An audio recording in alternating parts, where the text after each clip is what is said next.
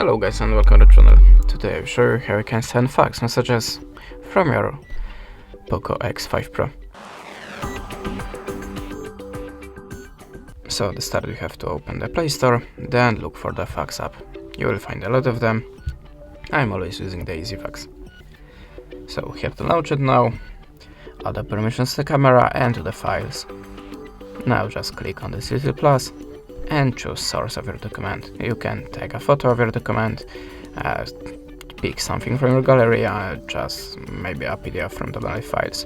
So I will choose something from my gallery, like this one. You can also select more than one picture, of course. So if you are ready, click import and add the shape of your document. Now click arrow and choose the filter to make it more visible for your receiver.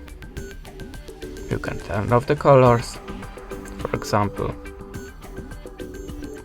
You can also add a signature, text and graffiti by these icons. If you are ready, click accept and type the number here. Remember to choose the country.